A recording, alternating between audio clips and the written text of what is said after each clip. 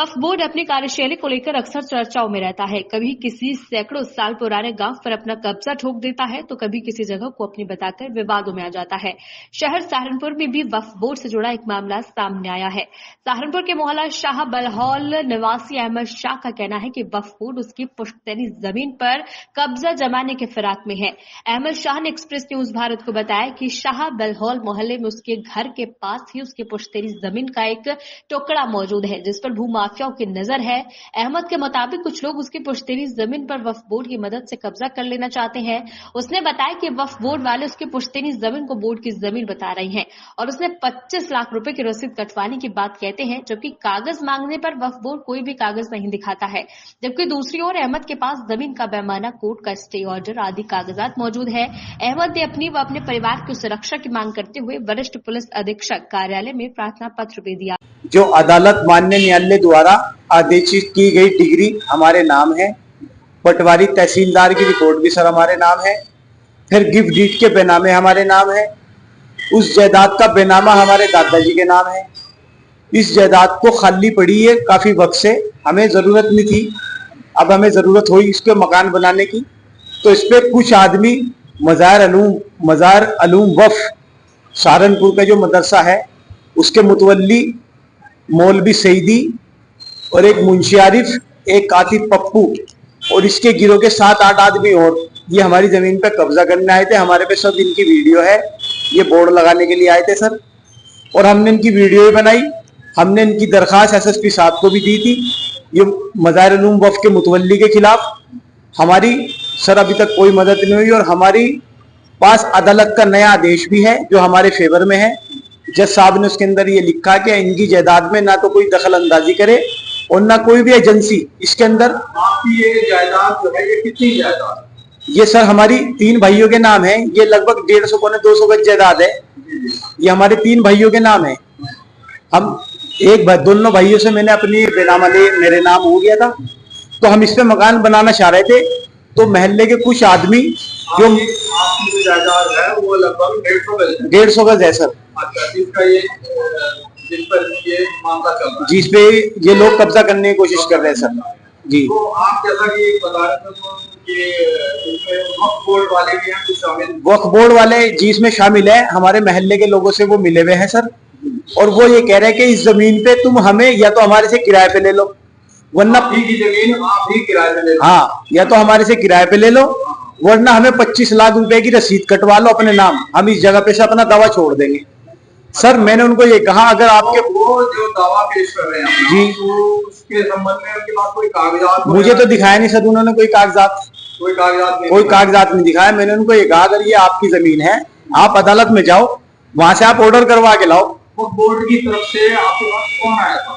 ये आतिफ पप्पू, हाँ आतिफ पप्पू आया था, कहने लगे ये जमीन वक्फ बोर्ड की है। और मैं बोर्ड में क्या है? ये वक्फ बोर्ड का ही आदमी है, मदरसे का आदमी है। ये मदरसे से इसकी बहुत अच्छी ताल्लुकात है। इसके दादा और नाना मदरसे के अंदर मुलाजिम थे सर, ये मुलाजिम थे। इनका मुंशी आरिफ है, ये बहुत गिरोहबंद आदमी है। मदरसे के अंदर इनकी तनख्वाह 3000 रुपए और करोड़ों रुपए की इन्होंने जायदाद बना ली मदरसे की पेश के। ये आपको ये कह रहे हैं कि आप अपनी ही जमीन इनसे किराए पर ले? हाँ, ये कह रहे हैं कि अपनी जमीन हमारे से किराए पे ले, हम अदालत के कागज को नहीं मानते। या फिर 25 लाख रुपए की रसीद कटवा ले तो फिर यहाँ बना ले। अच्छा। सर ये तो बताओ, फिर तो अदालत तो आप अपनी जमीन या तो इनसे किराए पे ले लो जी, या 25 लाख रुपए दे दूं मैंने, वसूली कर रहे हैं सर। जबकि वो कोई कागजात इस बारे में आपको नहीं दिखाया सर, नहीं दिखाया हमें कोई कागजात। तो आपने से जो दरखास्त दिया है उसमें लोगों का जिक्र किया है? सर मैंने वक्फ बोर्ड वालों का भी जिक्र किया, कप्तान साहब से, महल्ले वालों का भी जिक्र किया। जो अदालत का आदेश निकला हुआ हमारे फेवर में, उसमें अदालत ने ये कहा कि कोई भी अन्य आदमी या एजेंसी कोई भी किसी भी तरह की हमारी जायदाद में दखल अंदाजी न करे।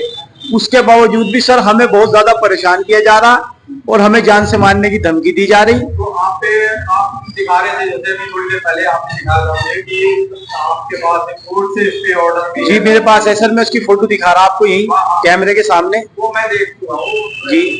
तो वो तो आपको कोर्ट का स्टे ऑर्डर है, उसके बावजूद ये लोग उसके बावजूद सर दबाव बना रहे हैं, जान से मारने की धमकी दे रहे हैं। मुझे ये कहा इरशाद घोड़े ने, अभी हमारे घर आया, मेरे पे कैमरे में रिकॉर्डिंग भी है कि या तो ये मुकदमा वापसी ले ले वरना तेरे पूरे परिवार को झूठे मुकदमे में फंसावेंगे और तुझे जान से मारेंगे।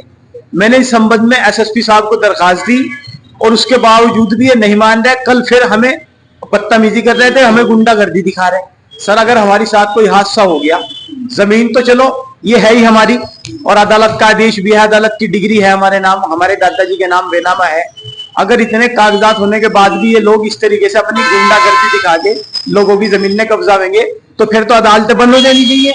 बेकार है, इन्हीं की गुंडागर्दी चले। तो आप क्या चाहते हैं? मैं चाहता हूं सर इन पे सख्त से सख्त कार्रवाई की जानी चाहिए और इस पूरे मामले की निष्पक्ष जांच होनी चाहिए। हर कागज की जांच होनी चाहिए। मेरे जितने कागजात हैं मेरे पास 100-150 कागजात हैं, सब अदालत के हैं। मेरे एक तक कागज की जांच होनी चाहिए कि ये अदालत के हैं, ये मेरे फर्जी बनाए हुए हैं। ये जो कह रहे हैं इस तरह के सारे कागजात फर्जी है। और अभी नया लेटेस्ट आदेश है मेरे पास अदालत का मेरे फेवर में, और उसमें जज साहब ने फिर मैं बार बार यही कह रहा, ये लिखा है कि इसमें कोई भी दखल अंदाजी ना करे और ना किसी एजेंसी से करवावे। उसके बावजूद भी सर हमें बहुत ज्यादा परेशान किया जा रहा। मैंने अपने घर पे सीसीटीवी कैमरे लगवा रखे डर में, इसीलिए हमारे साथ किसी भी वक्त कोई भी घटना हो सकती है। सर यहाँ आने का मेन मकसद मेरा यही है कि हमें सुरक्षा चाहिए, मुझे भी चाहिए, मेरे परिवार को भी चाहिए, और जो हमारी जमीन है मुझे उसकी भी हिफाजत चाहिए। अगर इन पे कोई भी आदेश अदालत का हो मैं एकदम साइड में हट जाऊंगा। अगर ये अदालत का आदेश लेके आवे, अपने साथ फोर्स लेके आवे, अदालत में इनको कोई आदेश नहीं मिलता, कोई भी अधिकारी इनके फेवर में आदेश नहीं करता, और ये मुझे बेफजूल डरा रहे, धमका रहे। 15-20 लोग हैं सर ये, और हमें पता सर हम अपने घर के अंदर ही किस तरीके से रह रहे हैं। हमें सर बहुत मदद की जरूरत है, आप हमारी मदद करें, हम बहुत ज्यादा तकलीफ में हैं सर। अगर हमारे साथ किसी कोई हादसा हो गया इसका जिम्मेदार सर कौन होगा?